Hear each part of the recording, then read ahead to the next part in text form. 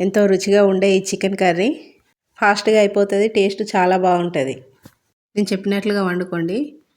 సరిపడా ఆయిల్ పోసుకొని ఉల్లిగడ్డ పచ్చిమిర్చి వేయించుకోవాలి. ఆయిల్లో గోల్డెన్ బ్రౌన్ కలర్ వచ్చేంతసేపు వేయించుకోవాలి. కొంచెం వేగిన తర్వాత పుదీనా వేసుకుంటున్నా. పుదీనా వేసి మంచిగా వేగిన తర్వాత పుదీనా అల్లం వెల్లుల్లి పేస్ట్ వేసుకోవాలి.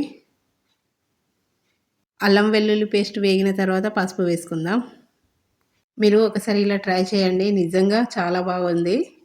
పాతకాలంలో కట్టెల పొయ్యి మీద వండిన టేస్ట్ ఉంది ఈ కర్రీ. పసుపు వేగిన తర్వాత చికెన్ వేసుకుందాం.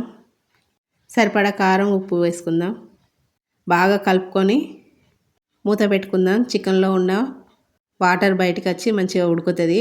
ఆయిల్ పైకి వచ్చేంత వరకు ఉడికించుకోవాలి. మంచిగా ఫ్రై అయిన తర్వాత ధనియాల పొడి వేసుకున్నా. మంచిగా కలుపుకుందాం. ధనియాల పొడి వేసుకొని ఇంకా ఎసరు పోసుకుందాం. ఒక 2 విజిల్ వచ్చేంతసేపు కుక్కర్ మూత పెట్టుకుందాం. అంతే అండి, ఎంతో రుచిగా ఉండే చికెన్ కూర రెడీ. కొత్తిమీర వేసుకొని దించుకుందాం. ఇలా ఒకసారి ట్రై చేయండి, సూప్ చాలా టేస్ట్గా ఉంటుంది. వితౌట్ మసాలా కూడా వేసిన, మసాలా వేయలేదు. మీరు అందరూ ఒకసారి ఇలా ట్రై చేయండి, టేస్ట్ చాలా బాగుంది. నా ఛానల్ సబ్స్క్రైబ్ చేయండి, లైక్ చేయండి. Bye everyone.